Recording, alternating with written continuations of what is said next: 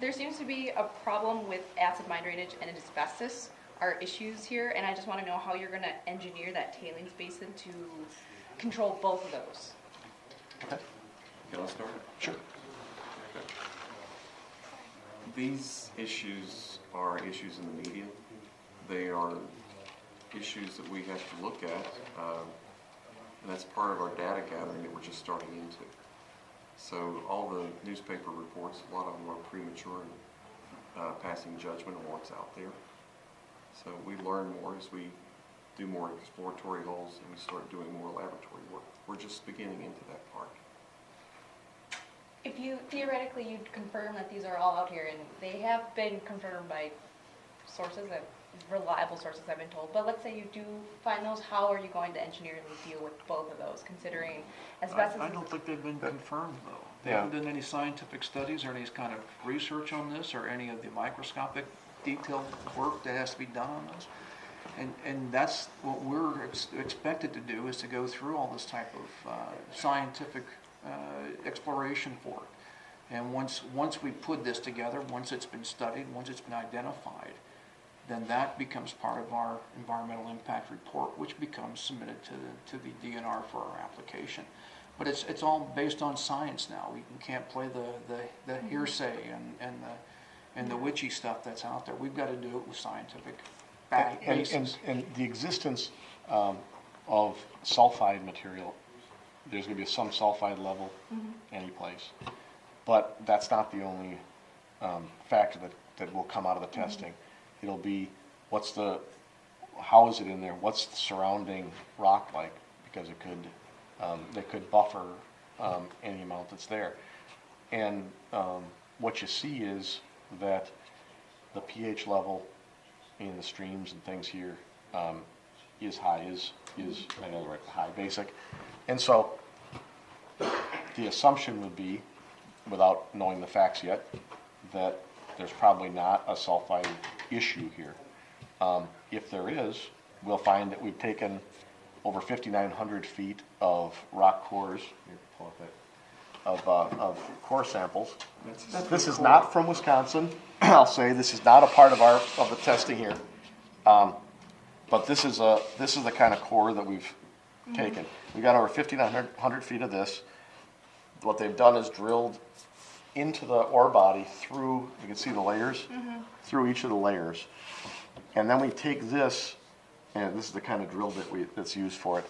So we've got 8 of these that go all the way through the ore body so far. We've got 5 more that were in areas that were wet this summer, and we'll go back when the ground's frozen. But they will do chemical testing of this. There's 3 different kinds that are required in the law. Static, kinetic, and microscopic. And so what happens to these is they get cut down the middle, and then one half of it gets cut again, and so they could be sent to different laboratories for different kinds of testing. So the DNR, the EPA, and the Corps will tell us what they want to know about these cores, and then so this tests all the layers of rock going through. Now, do you contract out who performs this? Is it your company that's doing this? Is the DNR and the Army Corps, are they also going to be performing the same testing? Yep. We have to work with the DNR, the Corps, and the EPA on the independent laboratories that'll do the testing. So it'll be done in independent laboratories. Those organizations also retain the right to do their own testing to check on what's going on with this. And they were up there when the samples were being taken. They have documented their chain of custody. So there's a whole process that goes into getting these that they've documented throughout. Okay. I just have another question in regard to what I asked before, where has there been any example of mines anywhere, either in the U.S. or in the world, where there have been both asbestiform minerals and sulfates found, and do you know how they dealt with those problems that arose from them? When you talk about asbestiform in the Mesabi range, there's been a history of fibers. Okay, are they asbestos? They've not been called asbestos. That's why we're saying people are jumping the gun here. The work hasn't been done yet. As for sulfates in the water. That's, it's proven science of how to work on this. And that's what we're wanting to do. Here's an example. Oh, this is the groomerite coming tonight. Okay, I'm just gonna keep continuing on. So from acid mine drainage or any other chemicals that may be coming from this mine, what are your steps in protecting the waters of the United States and the local groundwater Let from me these start pollutants? with one thing. There's 100 years of experience in this rock formation. Okay, they started in the 1880s. Acid mine drainage, we don't find it in the range. So by just having a statement saying there's going to be acid mine drainage, there's not been any proof to that. If that is possible, I just would want to know how you would deal with it. Considering this is a very large project, you're digging deeper than probably I would, in a larger quantity than Actually, anyone possible to do. the deepest iron ore mine ever in the world is a few miles from this, and it went down 4,300 feet down to the ground, which is far deeper than we'd be going. So those things. I'm just saying you have different but challenges than what people are experiencing in the 1800s. I just want to know how you In the would deal 1800s, with. yes, and they didn't have environmental laws. They didn't have to, they just were at will. They did whatever they wanted to. And the environmental damage that people are claiming is going to happen with this mine, there's an unregulated example. Nature is the best laboratory. So where's the acid mine drainage? So if those things happen, what we have to do Yeah.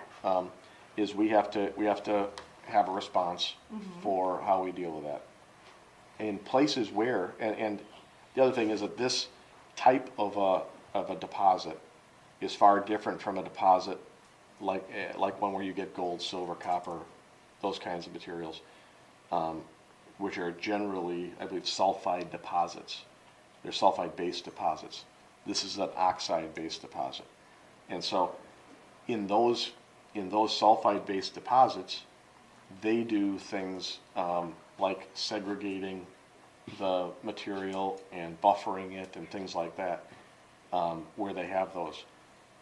That's their response. They've done it at the Flambeau mine near Ladysmith. That was a sulfide-based deposit. This is an oxide-based deposit, which is why we say we don't have a reason to believe that sulfides are an issue here.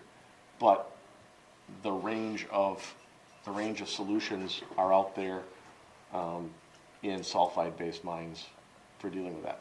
And the bottom line is, if we can't show that we can do it, we don't get a permit. Okay. Just finish taking my note. So as you may know, it is going through the Wisconsin Senate, I believe, the managed forest law. And people are I've been getting a lot of questions about the 600-foot buffer, and I just kind of wanted to know who's going to be enforcing this buffer. It's kind of like this gray zone. People don't understand it. Is GTAC going to be enforcing that in some way? Is it local authorities? It's exactly like every other piece of private property in Wisconsin, with the exception of managed forest open. So if you come out and somebody's walking across your lawn, you don't call the police. You maybe go talk to them. You might ask them what they're doing, and you deal with it in a common sense manner. And this is private land, and so the anticipation would be that we deal with it just like every other private landowner in Wisconsin deals with it.